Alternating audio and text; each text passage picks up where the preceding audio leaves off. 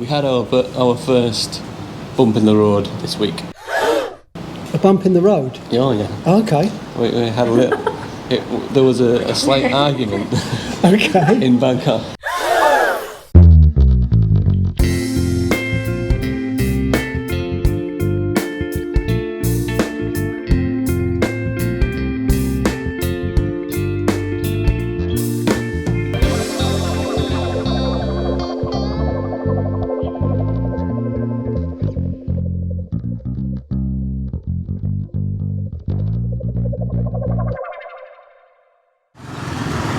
Hi everyone, welcome back. Pook and I are over here at the coffee station, one of our old haunts. We haven't been here for a little while, have we? Yeah. So we've come here for a real special reason. We've got a very special update to do. Yes. Should we go and see how things are working out? Okay, let's go. Stay tuned with this, it'll be worth it. Pook and I would like to take this opportunity to thank every single one of you. Our Facebook group has broken the 15,000 members barrier.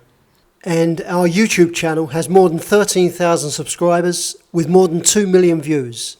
Thank you very much everyone, we really do appreciate it. And if you're not already subscribed to the channel, please hit the subscribe button. It makes it easier for us to work with the channel and with YouTube. And if you hit the bell notification, you'll get the heads up as and when we post new videos. Thanks very much.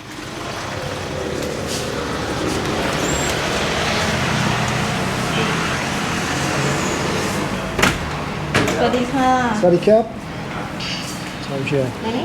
Okay guys, so we're back here in the coffee station and this is part 2 of that story. We're checking to see if Tinder really does work. And you'll remember we did a video a few months ago asking the question, does Tinder work? Does Tinder really work? This is David, this is Pimmy. They met on Tinder and last video we did, of course, it was all fresh, it was all new, it was the serious honeymoon period. Oh, it is. It's like when you first get together. I'll just stop you there. I have a belief, the honeymoon period never ends. Perfect, there you go. There you get true romantic, there you go. So, okay then, so we just wanted to, we said back then when we did that last video that when you get back over here, we do a follow-up. This is going to be an ongoing series, I know it is. So yeah, so we decided we're going to do part 2 back here at the coffee station, find out how things have gone, and we're just going to have a chat about how things have panned out. We'll find out. So welcome back, David. Hello. Now, you're back here again for how long? Just 10 days. 10 days again, like last time? Like last time, yeah. Yep. And why is it you do these little short... It's just because of my work commitments back home. I have my own business, but my business is reliant on bookings and things. So if I've had a spell where I've not taken any bookings because I'd planned to have time off anyway, or I have one guy that works for me, he has time off, so I have time off. Okay. Just remind everyone again, what's your business back in the UK? I have a street food business which specialises in Cuban, and it does wood-fired pizza as well. But mostly it's all about the Cuban food. If you've seen the movie Chef by Jon Favreau, then you'll know everything about it. Yeah. Is that where you got the idea? Pretty much, yeah. Okay. Yeah. Well, we'll put a link up on Facebook to the business and give it a plug for you. And because we've got, I'd say, I think it's about 52% of our viewers are back in the UK. So it could be beneficial to you. Well, if we're anywhere near Newcastle or Middlesbrough. There you go, yeah. Up towards the north of England, yeah. Okay, so you're back here again now. What was it like? So you were here for 10 days, you met, everything was great, everything was wonderful, and then the day come when you had to go home. Tell us a bit about it. I think it was more like a if you want some tissues, you can...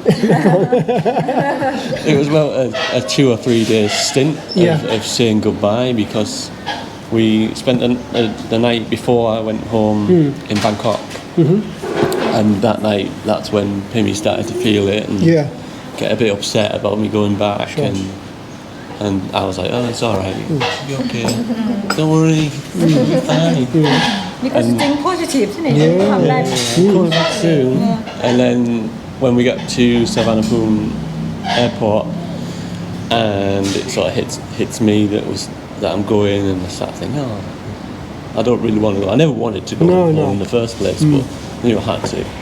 And then we were talking before, and you mentioned that you get to that point at the airport where it's the wall and the escalator going up. That's it. Anyone who's experienced that, okay? Anyone who's come to Thailand, they've met someone, fallen in love, and then they're not settled here. They've got to go back to the UK or wherever you are in the world. You get to Bangkok Airport, you check in, you walk up towards the departure gates, departure terminal, and there's like a big wall in front of you, and you've got an escalator going up, and that's the point where the person who's there at the airport with you can't go any further. And you just see it. You see so many people in tears, so many sad faces going up that escalator. It's devastating. It really is absolutely devastating. Yeah. So you were there. You were on the escalator. Yes. Yes. Well, no, we got to the bottom of the escalator. Yep. Said our goodbyes. We both got a bit upset and started crying, which is nothing to be ashamed of. No, absolutely not. And get to the bottom of the escalator. And then doing that, and I thought, I'm going back for round 2, so grabbed Pimmy again, said bye one more time, and then off I went. And that was that. Got through custom, the security check. That was the first, and they stopped me there, and they pulled my bag apart and everything. Really? Like, Leaving Thailand? Leaving Thailand, yeah. Like, what's this? Oh, it's just a thing to charge my phone. Yeah. Oh, right, okay. Check and add the CE mark on it and all that kind of stuff. How strange. It's usually when you're going into a country you get those problems. Yeah, and I flew with an airline called Scoot, which was a direct flight to Gatwick, and I same here, here. It was relatively inexpensive flight. Sorry to stop you there. How much is a flight from UK over here now? You've got a return ticket, obviously. Yeah. So both times, although this time I'm stopping at Doha. It's around about £600-700 for the return. For the return, as long as if you look, I've been looking at flights in November and December. It does go up a bit. Yeah. Around that time. Peak time for people to come over. Yeah. But, I think if you can get it, the earlier you get it, the better. But yeah, the Scoot flight. Obviously, it's kind of like a Ryanair kind of airline. Sure. Yeah. Not much leg room. No. You know, you're there for 12 hours on the plane. Yeah. I think I liked the fact this time when I came over, I had the break in between. At Doha. Yeah, sure. Yeah. Okay. So let's get back onto you two guys. So you're back in England. Yeah. On the phone every day, no doubt. Yeah. Probably more than once a day. Every time a day. Or every time I ring up, she's like, "What do you want?" It's me. It's just me. I can understand that. Yeah. I was like that before she even gave me her phone number. I'd be emailing her a few times each day, and then when I got the phone number, I'd be phoning her a few times a day. But she was too busy helping out the old ladies in the old people's home, so couldn't answer. I know what it's like. I did get into trouble twice off Pimmy because I went AWOL for like 5 or 6 hours. Okay. And I didn't text her or call her to say where I was. Unforgivable. And I don't mind that. I thought, she really cared. There you go. Maybe it was just a test. Maybe he was there with his phone, desperate to answer, but he thought, no, I'm going to test. Maybe. Okay, so that's it. You booked up another flight. You're back here now. How's everything working out? Really great. Yeah? Yeah. And this time you've been and met the family. I met the dad, yeah. I'd already met her mum on FaceTime.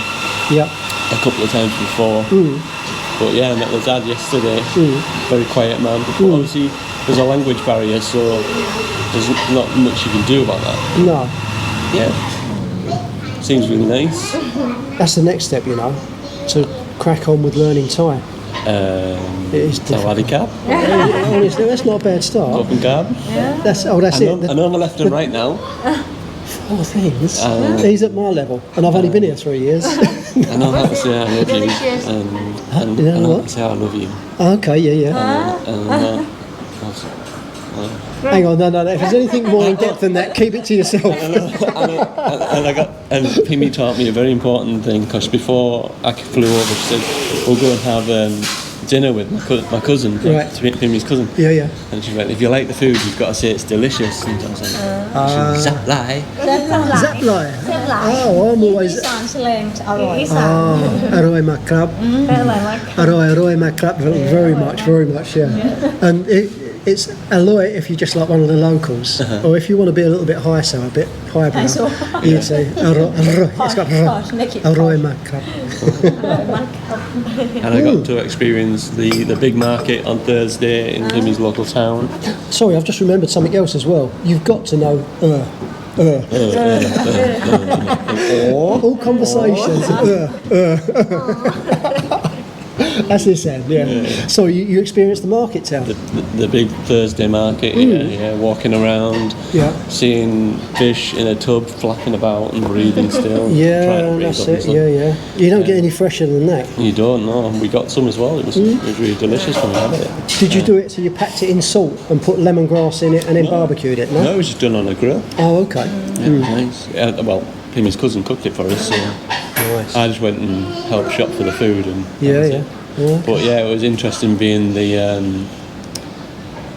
all eyes on you kind of in the town, like everyone's looking at you. And I think it's the closest that any non-celebrity will come to being a celebrity. Yeah. You come to a village in Thailand, and a little bit it was like it in India as well, I suppose, wasn't it? But you come to these little rural places in a place like this, and you're suddenly a celebrity. People are looking, they're nudging, they're talking about you. They want to say hello to you. And I would imagine it's the closest you can come to being a celebrity.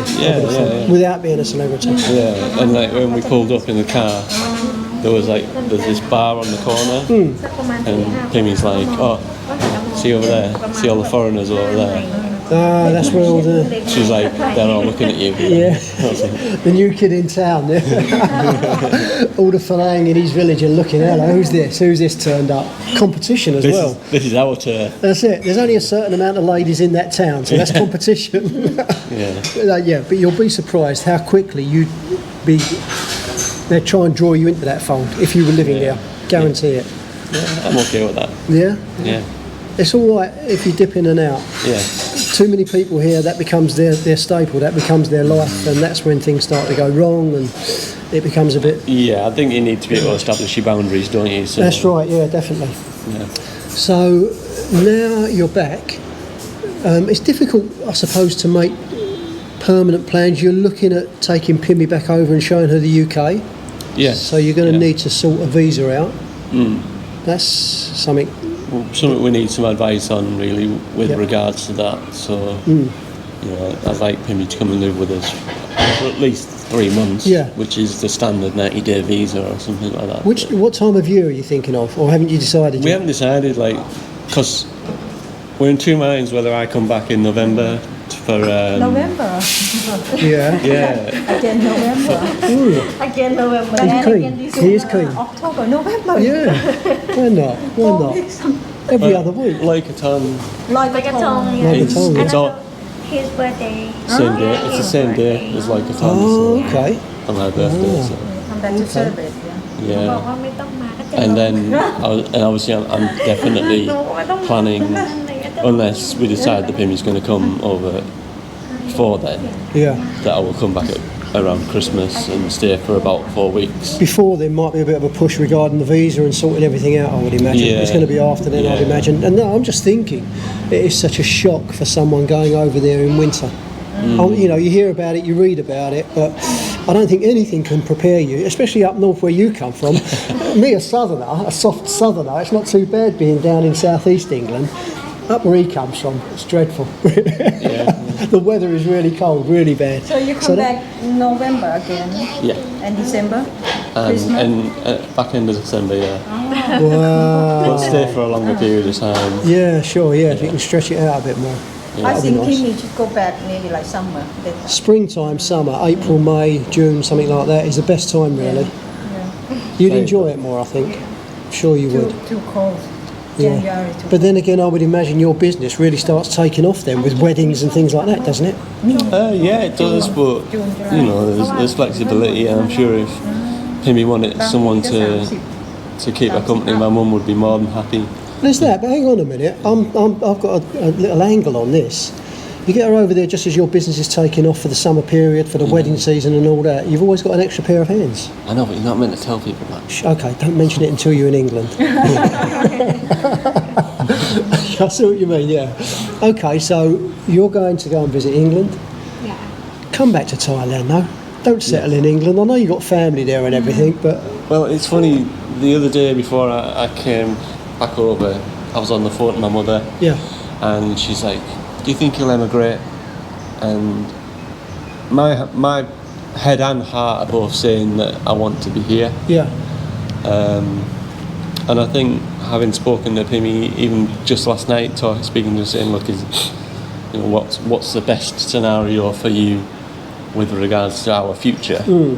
And I think she feels the same. I hope she feels the same. That we do go back to England for a bit and then come and find somewhere to settle. Yeah, sure. Around here. Yeah. We both said the other day that closer in Udon Thani rather than out Being on the too outskirts, far out, being yeah. too far out. Absolutely, yeah. And of course, there's another thing. I won't mention too many details, but you also said something about you've already got some ideas for businesses here as well. Yeah. Excellent. I've been thinking of a few things. You can't get to I promote think it. doesn't Udon Thani needs a new YouTuber or something like that, doesn't it? Go for it. Yeah. I'll put it. You promote my channel. It's a competition. No, absolutely, I'm not going to be a definitely. YouTuber. And always, there's that collaboration thing that we can do between us. So you see Chuck doing it with Chocolate Man, and Chuck does it with Foreigner Joe. Yeah, we can do the same thing here in Udon Thani. Trying out. We'll do like the gourmet thing, going around all the coffee shops and restaurants. Absolutely, yeah. Okay, well, there's something for the future. You can have your gang. So, You have your gangs. so things are looking great. Tinder, it seems, does work. As we can see, we've got the evidence here. It's still relatively early days, but I can already see that there's a good, firm, solid foundation for a good relationship building. Yeah. It's all coming together nicely. We had our first bump in the road this week. A bump in the road? Oh yeah. Okay. We had a little.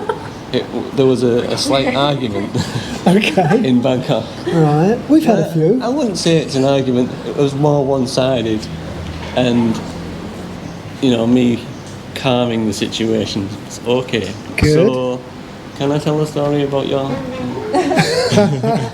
Do you know something? I'm really pleased you're doing this because so many people would just ignore this. They sugarcoat it and say everything's great, fantastic, but relationships are not like that. There's always ups and downs, always. Come on in, dish the dirt, tell us the story. Relationships aren't perfect. So we decided that it's our night in Bangkok, and we're both sort of already feeling that it's a little bit too stressful, rushed and busy and all that kind of stuff. Yeah. But we wanted to go and experience the rooftop bars. So we went to a place called M Quartier, which was near where we were staying, which had a rooftop bar there, and we're staying there. And we, for my slight sidetrack a little bit, I had my first experience of a bike taxi.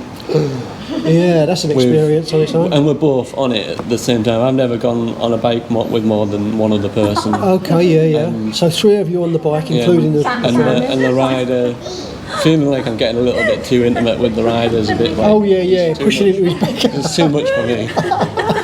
Anyways, get off the motorbike. You do try and keep that distance, don't you? Yeah. Well, I've got nothing to hold on to. I'm like, should I put my hands around him and cuddle him? Get off the motorbike, and I'm like, oh, feel a bit sick. And she's like, right, let's go back home. I was like, no, okay, I'm fine. Go back. Went and had a cocktail in this rooftop bar, and there's another rooftop bar called Tikucha, which I said I really wanted to go to. Yeah. He was like, Not so sure. okay, if you really want to go. Yep. So we get in the BTS, then we get to another place where we think we have to get a taxi to get to this place. Okay. Not realising we probably could have walked it in 2 minutes. Yeah. So we get in a taxi and we're driving up, there's loads of traffic everywhere, and he gets to the side and it's across the street, and he goes, right, go on, get out, let's go. Let's get, it's Tiku sound, like, so we're going. Rush. So we get out, we cross the road, we get in, and there's like a guy at the door saying, oh, have you booked? And I'm like, yeah, go through there. And the first experience, I've never experienced this in my life, was like a COVID test centre. You walk into a COVID test centre and they're going to do a COVID test before you can go up to this rooftop bar. And I was like, this is a bit much for me, and I'm thinking, I'm thinking, maybe we'll just go somewhere else. Yeah. Then you have to pay and scan a QR code. So Pimmy goes to reach for her phone, and it's not there. Oh no! The phone is not there, and she's like, my phone, where's my phone? And I'm like, oh no. And I'm like, oh. And the bombshell hit. Yeah. More like a. This is your phone. This is your phone. This is your phone. I left the phone in the taxi. Well, it does sound to me like you were a bit off that night. And I'm joking. And I'm like, it's okay, calm down. Fortunately, we both have Apple phones, so we could do Find My Phone. Okay. And I could see where Pimmy's phone was travelling to. Oh, you were tracking her phone to see it going around Bangkok. Going all around Bangkok. Yeah. It did the route, and I was calling it, but unfortunately it was on silent, silent in the back of the taxi. So it took around about 30 missed calls before the guy actually answered. Okay. And the guy answered and said, "Oh, I'm at home now, so I'm not going to bring it to you. I'll bring it to you tomorrow at 6 o'clock in the morning." Yeah. And I get it. Like, in this day and age, it's hard to be without your phone. You know, so much is reliant on your phone, your payment for things, your connectivity with people. That's right. And so it's hard to be without it. But not more than that. There's photos on your phone. Of course, very personal, yeah. And it's a big part of who people are. Yeah. So she's like, okay. He says he's going to bring it to me at 6 o'clock in the morning, and I'm like, could he not have brought it now? We would have given him the money to bring it back, over, or can we not go and get it? And he's like, no. There's been a lot of rain, so there's lots of water where he is, flooding and stuff. So we get back to the hotel, like, no, ring him again to see if we can go and get it. Were you still having a tear up at this point, or had it calmed down? It was more Tense. like the tear up wasn't like after the whole "this is your fault," you know, stupid fella and that kind of thing. Shouldn't really say that. This is all your fault. After that, it was more like Pimmy was very upset, and I was getting the silent treatment. Okay. But I was still getting the silent treatment after we got back to the hotel. And I was like, come on, ring him. Can we go and get it now? Yeah. So she rings him, and he's like, he answers again, and he's like, okay, you can come and get it. So we got a grab taxi, and we went to this house, which there was water everywhere. The roads was flooded, flooded. And he came out, and he was like, oh, there you go. And Pimmy was like, here's some money, thank you so much for being honest. Nice, Still 500. And he's like, He said, no. Wouldn't take it? Wouldn't take it. Wow. He wouldn't take it. As soon as Pimmy gets in the car, it's like, They love you too. Yeah, absolutely, yeah. I mean, the value of that phone alone, it's worth quite a lot of money, isn't it? oh, yeah. I was thinking, oh my God, how am I going to muster up the money for a new one of these? Yeah. Well, it was your fault. Yeah, it was my fault. Okay, so that's like the first argument, and you're through that, and you're still smiling, still looking forward to the future, I'm pleased to see. Yes, definitely. So, okay, moving on now. So, you're going to be going back in a few days' time, unfortunately. Yeah. It'll be a little bit easier this time at the airport, I'm sure. No. It'll be difficult, but it might be a little bit easier. You know you're coming back, you know what I mean? She knows you're coming back. So, it's just like going away on business. It'll become like going away on business trips. Yeah, I suppose. It happens all the time. Yeah. There's some relationships where they can't wait to get away. I don't wish that on you at all. But, Some of them feel like that. but it's like me and Chris, we go down to Bangkok to meet up with people to do with business and things like that. Business ideas we got, and every time I go away, it's like I shouldn't be going away. You know, one business trip we went on, we had to travel down to Hua Hin to meet up with the guy down there who's linked with the business that we were looking at. Yeah.